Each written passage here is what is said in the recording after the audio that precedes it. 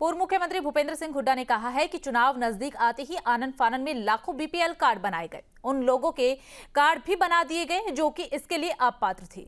ऐसा करके बीजेपी ने चुनाव में लाखों लोगों के वोट भी लिए और अब तीसरी बार सरकार बनाने में कामयाबी हासिल कर ली। लेकिन तीसरी बार सरकार बनते ही बीजेपी ने अपना रंग दिखाना भी शुरू कर दिया। अब रोज हजारों परिवारों के बीपीएल कार्ड काटे जा रहे हैं। अब तक 10 से 11 लाख कार्ड काटे जा चुके हैं। इसीलिए तो हुड्डा ने बीपीएल को काटने और जोड़ने को वोट चोरी का करार दिया है। अब वोटों में धांधली के मुद्दे पर हुड्डा ने कहा है कि चुनाव आयोग अपनी साख गवा चुका है और हरियाणा में उसने पूरी तरीके से बीजेपी के इशारे पर काम किया है। यही वजह है कि वोटिंग के बाद कुल मिलाकर के 72 घंटे के भीतर कुल वोट पोल में 7% तक की बढ़ोतरी दिखा दी गई। हरियाणा के पिछले 5 चुनाव के नतीजे अगर निकाल करके देखेंगे तो सरकार उसकी बनी है जो कि पोस्ट बैलेट में जीता है। इसलिए राहुल गांधी ये कह रहे हैं कि मेरा कहना है चुनाव बैलेट पेपर पर होने चाहिए। विकसित देश भी वापस बैलेट पेपर पर आ चुके हैं, तो फिर भारत हरियाणा बैलेट पेपर पर क्यों नहीं आ सकता है। आज हम हरियाणा की पंचायत में यही चर्चा करेंगे कि आखिर बार बार हुड्डा को बैलेट पेपर की याद क्यों आ जाती है। वैसे वोट चोरी को लेकर सीएम नायब सिंह सैनी कांग्रेस पर वार भी कर चुके हैं।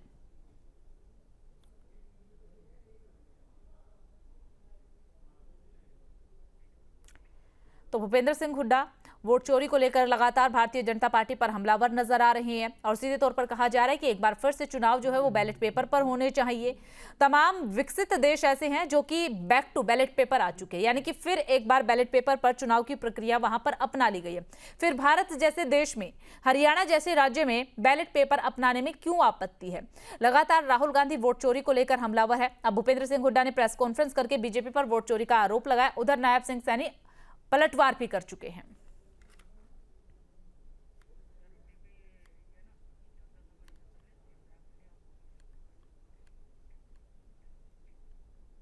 तो आज इस पूरे मसले को लेकर के चर्चा करेंगे। क्या कुछ नायब सिंह सैनी की तरफ से कहा जा रहा है, क्या कुछ भूपेंद्र सिंह हुड्डा की तरफ से कहा जा रहा है, सबसे पहले वो सुनवाते हैं। बहुत सारे इश्यूज थे गणित के, लेकिन चाहे क्वेश्चन का आंसर हो, चाहे एडजॉर्नमेंट मोशन का आंसर हो, चाहे कॉलिंग अटेंशन का आंसर हो, ऐसा प्रतीत हुआ कि सरकार जो है वो उससे नहीं है, जिम्मेवारी से काम नहीं करती। जो भी जवाब दिए वो असलियत से भरे दिए। किसी का भी आप दे लो, हर उसमें जिस जिम्मेवारी से या जिस रिस्पॉन्सिबिलिटी से सरकार को जवाब देना चाहिए, तैयारी करके आना चाहिए। ना तो मंत्री तैयारी करके आए कोई, ना मुख्यमंत्री तैयारी करके आए, और बगैर तैयारी करके मतलब हाउस में ऐसी गुमराह करने की कोशिश की, आंकड़ों की गलत आंकड़े देकर। अब आप देखो, मोटी सी बात मैं बताऊं आपको, ये लॉ एंड ऑर्डर सिचुएशन पे हमारा काम रोको प्रस्ताव आया, तो उनको जब ही मंजूर कर लेना चाहिए था। स्पीकर साहब ने मंजूर नहीं किया, हमारे को मजबूर होकर शोर करना पड़ा। भाई इतनी कंसर्न चीज है, हर आदमी भयभीत है आज। और ये मैं थोड़ा ही कह रहा हूँ, एसपीआई की रिपोर्ट कह रही है, ये एसपीआई की रिपोर्ट है कि आज हरियाणा ये जो है, ये देखो असुरक्षित प्रदेशों में से सबसे ऊपर हरियाणा है। देश की जनता जानती है कि ये वही कांग्रेस पार्टी है जिसने आपातकाल लगा करके लोगों के संवैधानिक अधिकारों का गला घोट दिया था। ये कौन नहीं जानता। ये वोट चोरी की बात कर रहे हैं। सबसे बड़े वोट चोर अगर कोई है, कांग्रेस पार्टी है। कांग्रेस पार्टी सबसे बड़ी वोटों की चोरी की है उसने। लोकतंत्र का गला घोटा है। लोकतंत्र का तो गला घोटा कांग्रेस ने भी, प्रेस कहीं छाप ना सके उसके भी गले को दबाने का काम कांग्रेस ने किया था 1975 में। आपके सामने है, पाबंदियां लगा दी थी प्रेस के ऊपर भी, प्रेस का भी गला घोट दिया था, लोकतंत्र का तो घोटा ही था। सबसे बड़े चोर अगर कोई हैं, ये कांग्रेस ही सबसे बड़ी चोर है वोटों की। तो इसी पर चर्चा करने के लिए कुछ खास मेहमान हमारे साथ जुड़ चुके हैं। चर्चा की शुरुआत करेंगे, लेकिन सबसे पहले परिचय दे देते हैं। दिनेश अग्रवाल कांग्रेस के प्रवक्ता हमारे साथ जुड़े हुए, सुनील फोगाट बीजेपी के प्रवक्ता, विजेंद्र रेड्डी इनेलो के प्रवक्ता हमारे साथ जुड़े हुए। आप तीनों खास मेहमानों का सबसे पहले स्वागत। और स्वागत के साथ चर्चा जो है सुनील जी आपके साथ करेंगे। हुड्डा जी ने तो तमाम सारे आरोप लगा दिए हैं, हार का गम पूरा बीजेपी पर फोड़ दिया है, वोट चोरी की गई है, तमाम देश ऐसे हैं, विकसित देशों का उन्होंने जिक्र किया है कि बैक टू बैलेट आ चुके हैं, तो फिर भारत क्यों नहीं? जी आंचल जी, आपको, मेरे प्रवक्ता साथियों को और सभी आपके दर्शकों को मेरा नमस्कार। और देखिए, भूपेंद्र हुड्डा जी ने कल जो अपनी एक खिज निकाली है, क्योंकि खिज इसलिए कहेंगे कि क्योंकि चुनाव के समय में आपने खुद देखा होगा आंचल जी, और आज तक कांग्रेस पार्टी के, मैं नहीं कह रहा, कांग्रेस पार्टी के किसी भी शीर्ष नेता का आप बयान निकाल के देखिए, वो आज तक ये कह रहे हैं कि हाँ, हमारे कैंडिडेट को या हमें हराने के लिए भूपेंद्र हुड्डा पिता पुत्र ने हमारे खिलाफ आजाद कैंडिडेट उतारे। ये इनकी पार्टी के नेताओं के बयान है, ऑनलाइन है आज भी, मैं अपने पास से नहीं कह रहा हूं। तो अब अगर ये अपने कैंडिडेट के खिलाफ ही 2-2, 3-3 कैंडिडेट उतारेंगे, सुबह भूपेंद्र हुड्डा जी किसी विधानसभा में जा रहे हैं, किसी को कह के आ रहे हैं कि हाँ तू चुनाव लड़ने की तैयारी कर, शाम को उन्हीं का पुत्र दीपेंद्र हुड्डा किसी उस विधानसभा में जा रहा है, वो किसी और को कह के आ रहा है कि हाँ तू चुनाव लड़ने की तैयारी कर, और टिकट किसी तीसरे, चौथे, पांचवें आदमी को मिल गया, तो क्या वो लोग उसको जिताने के लिए काम करेंगे? तो इस तरह की भ्रामक स्थिति खुद बना के रखते हैं, लोगों को बरगला के खुद रखते हैं, और फिर नाम लेते हैं भारतीय जनता पार्टी का कि वोट चोरी। अब ये तो राहुल गांधी ने जो ये विषय उठा दिया कि वोट चोरी हो गई, उसके बाद ये भी उनके कदम ताल करने लग गए, क्योंकि इनको भी अब ये देखिए, भूपेंद्र हुड्डा जी को बनना है नेता विपक्ष, उनके पुत्र को बनना है प्रदेश अध्यक्ष। अब दोनों पिता पुत्र एक ही दिन में, कल सुबह भूपेंद्र हुड्डा जी की प्रेस कॉन्फ्रेंस थी, उसके कुछ ही देर बाद उनके पुत्र की प्रेस कॉन्फ्रेंस थी, एक ही विषय को लेकर के। ये तो मैं आपके सामने ताजा उदाहरण दे रहा हूं, कांग्रेस पार्टी में कितना तालमेल है। जब इनके अंदर ही तालमेल नहीं है, इनके परिवार में ही तालमेल नहीं है, तो ये किस लिए इंतजार करते हैं कि हरियाणा की जनता इनको वोट देगी? आंचल जी, एक तय बात है कि देखिए, BLA 2 बनाए जाते हैं हरियाणा के अंदर, 20,000 से भी ज्यादा BLA 2 हैं। BLA 2 का मतलब है कि विधानसभा स्तर पे हर एक पार्टी का एक कार्यकर्ता होगा, वो चुनाव आयोग में रजिस्टर्ड होगा। वो BLA 2 कहां थे इनके? अगर वोट चोरी हो रही थी तो उनकी सहमति से ही वोटर लिस्ट बनती है। BLO के साथ BLA 2 को सहयोग करना होता है। BLA 2 अगर कोई ऑब्जेक्शन करेगा चुनाव आयोग में, तो BLO उस लिस्ट को फाइनल नहीं कर सकता। ये मैं नहीं कह रहा, ये चुनाव आयोग कहता है, ये उसके नियम कहते हैं, और आज के नहीं है, बहुत पुराने नियम बने हुए हैं। कांग्रेस पार्टी या उससे पहले के भी नियम बने हुए हैं। तो अब क्योंकि जब इनका प्रदेश स्तरीय और जिला स्तरीय संगठन ही नहीं 11 साल में बना, तो BLA 2 जो एक बूथ स्तर का संगठन होता है, वो कहां से बनेगा इनका? आप देखिए। और मैं सबसे बड़ी बात देखिए, जब सरकार थी इनकी, भूपेंद्र हुड्डा जी 10 साल तक मुख्यमंत्री रहे, उनके रहते हुए, मैं संगठन की बात कर रहा हूं, सिर्फ सरकार की बात नहीं कर रहा, मैं सरकार क्या विषय आएगा मैं उस पर भी बताऊंगा। संगठनिक तौर पर आप देखिए, भूपेंद्र हुड्डा जी के मुख्यमंत्री रहते हुए सिर्फ और सिर्फ इस चक्कर में कि कहीं उनके और उनके पुत्र के भविष्य में कोई खतरा पैदा ना कर दे कांग्रेस पार्टी के अंदर, हरियाणा के अंदर, तो राव इंद्रजीत जी जो आज केंद्रीय मंत्री हैं, वो किसके समय में कांग्रेस छोड़ के गए? भूपेंद्र हुड्डा के कारण। उन्होंने स्पष्ट कहा कि यहाँ कुछ व्यक्तियों की चलती है, और उन्होंने कहा, उसके बाद वीरेंद्र डूमर खा, जो आज वापस घूम फिर के कांग्रेस पार्टी के अंदर आ गए, वो भी सिर्फ इन्हीं के कारण गए। चलिए ठीक है, चाहे किरण चौधरी की बात हो, ठीक है सुनील, चाहे किरण चौधरी की बात हो, और भी तमाम नेता इस तरह के थे। एक प्रतिक्रिया ले लेते हैं ना, ठीक है सुनील जी, खुद समझ गई मैं। आप यही कहना चाह रहे हैं कि खुद के अंदर समन्वय नहीं है, खुद की पार्टी के अंदर तालमेल नहीं है, और आरोप दूसरे पर लगा रहे हैं। पहले खुद को देखें, उसके बाद आरोप लगाए, यही कहना चाह रहे हैं ना सुनील जी? जी ठीक है। दिनेश जी, सुना होगा आपने सुनील जी को, किस तरीके से आरोप आपकी पार्टी पर लगाए जा रहे हैं। दूसरी तरफ नायब सिंह सैनी का बयान भी सामने आ गया, मुख्यमंत्री तो कह रहे हैं कि सबसे ज्यादा वोट चोरी तो कांग्रेस ने की है, सबसे बड़ा आपातकाल लगा करके, मीडिया का मुंह बंद करके वोट चोरी करने का काम तो कांग्रेस पार्टी ने किया है। आज वही वोट चोर बन करके बता रहे हैं कि बीजेपी वोट चोरी कर रही है। और अभी सुनील जी को भी आपने सुना होगा, खुद की पार्टी में तो समन्वय है नहीं। आंचल जी, आपको नमस्कार, आपके माध्यम से आपके लाखों दर्शकों को नमस्कार।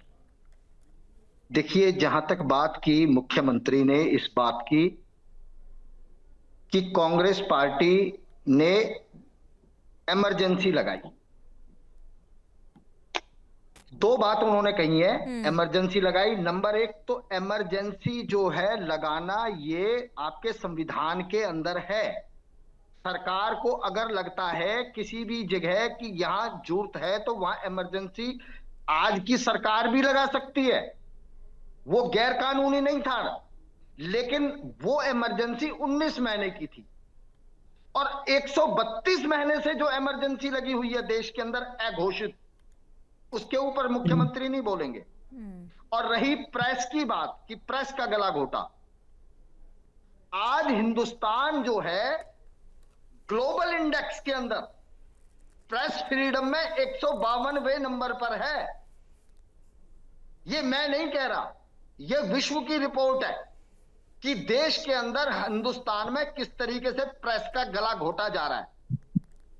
अब जब आप चुनाव लड़ने जाते हो, आप अपना आवेदन देते हो, और आपके आवेदन में जो आपकी मार्कशीटें हैं या जो ब्यौरे हैं जो आप देते हो, वो शपथ पत्र के साथ देते हो। देश का गृह मंत्री दिखाता है मीडिया को आके कि ये प्रधानमंत्री की बीए और एमए की डिग्रियां हैं और हम आपको इसकी कॉपी दे देंगे। 2016 में दिखाई गई, पूरा देश मांग रहा है, लेकिन वो डिग्रियां नहीं दिखाई जा रही। ये है प्रेस की फ्रीडम, ये है इमरजेंसी। 132 महीने की इमरजेंसी हो चुकी है। आप तो 19 महीने की उस इमरजेंसी की बात करते हो जो घोषित थी, लेकिन आपने अघोषित कर रखी है।